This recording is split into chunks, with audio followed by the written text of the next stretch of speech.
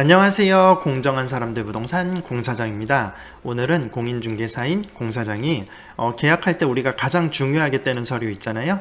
등기부 등본입니다. 정식 명칭은 등기사항 전부증명서가 되는 거고요. 이 등기부 등본에서 꼭 확인해야 될 5가지에 대해서 알려드리도록 하겠습니다. 최소한 이 5가지만 확인하시면 우리가 사기를 당하거나 그런 거는 피하실 수 있을 거예요. 그러면 5가지 살펴볼까요? 자, 등기부 등본은 이런 모양으로 생겼습니다. 이게 첫 페이지고요. 첫 페이지에서 우리가 확인할 거는 자, 여기 보시면 열람일시 또는 발급일시라고 표기가 돼서 나와요. 이 열람일시나 발급일시가 지금 오늘 계약하는 날짜, 계약일과 동일한지 그거를 확인하셔야 돼요. 이거는 계약일과 발급일시 또는 열람일시가 같아야 돼요. 만약에 계약하는 날과 이 등기사항 증명서에 있는 일자가 다르다 그러면 거기 공인중개사님한테 오늘 날짜로 다시 발급받아 달라고 해서 오늘 날짜 최신 걸로 확인을 하셔야 됩니다. 자, 두 번째로 확인할 거는요. 뭐가 있을까요? 여기 주소가 있습니다. 오늘 계약하려는 집 주소하고 등기부 등본에 여기 나와 있는 주소가 동일한지 꼭 확인하세요. 이 주소는 지번 주소로 되어 있어요. 계약서도 지번 주소로 쓰게 되어 있습니다. 그래서 계약서에 있는 맨 위에 있는 그 부동산에 표시해 갖고 주소랑 여기 등기부 등본에 있는 주소 이게 동일한지 꼭 비교를 하고 확인을 하세요. 자, 그러면 등기부 등본을 넘기면 세 번째로 확인할 거는 표제부라고 되어 있는 부분에 전유 부분 해갖고 면적이 나올 거예요. 오늘 내가 계약하려는 집의 면적이 이게 맞는지 꼭 확인하세요. 보통 아파트 같은 경우 우리가 32평에서 34평 정도 되는 아파트는 면적이 84. 땡땡땡땡 제곱미터라고 표기가 될 거고요. 25평형 아파트라고 하면 여기 전유 부분의 표시에 59. 땡땡땡땡 제곱미터라고 표시가 될 거예요. 그래서 그게 맞는지 꼭 확인을 하세요. 세 번째는 면적을 확인하시는 거고요. 네 번째로 확인할 거는요. 이 등기사항 전부증명서 우리가 말하는 등기부 등본의 갑구를 보면 소유권이 나와요. 그러면 뭐가 나와요? 소유자가 나옵니다. 네 번째, 소유자가 우리가 계약서를 작성하는 당사자, 매도인이 될 수도 있고 임대인이 될 수도 있잖아요. 이 매도인이 맞는지 임대인이 맞는지 꼭 확인하세요. 그럼 뭘로 확인해야 될까요? 등기부 등본의 소유자, 계약서의 소유자, 그 다음에 요 신분증 요 세 개를 비교하시면 돼요. 그래서 주민번호랑 이름이 맞는지 그거를 꼭 확인하세요. 그래서 아까 말했듯이 등기부 등본의 소유자랑 계약서에 작성한 그 밑에 있는 소유자랑 그 다음에 신분증을 받아서 요 세 개를 비교해서 다 동일해야 됩니다. 소유자가 다르면 대리인이 나왔다는 얘기잖아요. 그러면 뭐가 있어야 돼요? 위임장, 그 다음에 인감증명서가 있어야겠죠? 그래서 소유자가 맞는지 꼭 확인하시고 만약에 갑구에 소유자 외에 만약에 다른 게 있다.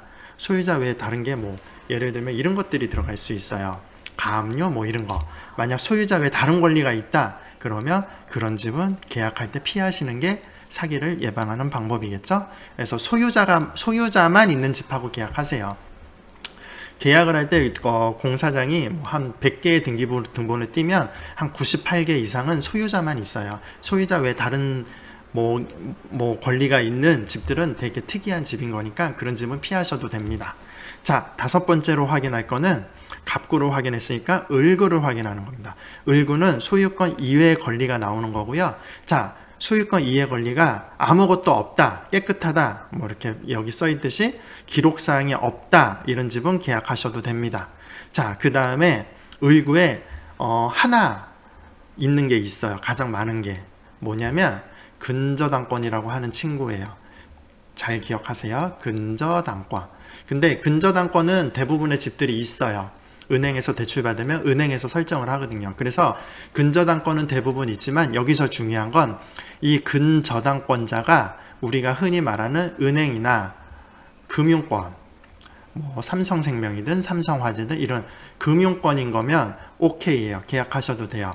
근데 만약에 이게 근저당권만 설정되어 있는데 대부업체라던가 그러면 그런 집은 피하셔야겠죠. 그리고 근저당권이 잡혀 있는데 만약 어떤 개인이 근저당권을 잡아놨다. 그런 집도 가급적 피하시는 게 좋습니다. 그래서 우리가 흔히 말하는 근저당권이 잡혀 있는데 그게 우리가 알만한 금융권이다. 금융권 은행이나 뭐 금융회사다. 이런 집은 계약하셔도 되고 그런 데가 아니라 모르는 데다. 개인이든 뭐 대부업체든 내가 모르는 데서 근저당권을 잡았다. 그럼 그런 집은 계약에서 피하십시오. 그 다음에 을구에서 근저당권이 아니라 근저당권 이외에 뭐 다른 것들이 뭐 잡혀 있는 집들이 있을 수 있어요. 뭐 예를 들면 뭐 임차권 등기라던가 뭐 우리가 잘 모르는 뭐 어려운 말들 있잖아요. 뭐 가등기라던가 이런 어려운 말들이 들어있는 집들은 그냥 피하십시오. 을구는 뭐 아무것도 없던가 아니면 우리가 알만한 금융권에서 설정한 근저당권 요것만 인정을 하시고요. 나머지는 피하시면 됩니다. 그래도 공사장이 뭐 대충 뭐 등기부등본을 많이 발급받잖아요. 한 100개 발급받으면 근저당권 외의 권리는 뭐 거의 한두 개 있을까 말까 해요. 그래서 그런 집들은 피하셔도 큰 문제가 없습니다. 자, 그래서 이렇게 5가지를 확인하면 됩니다.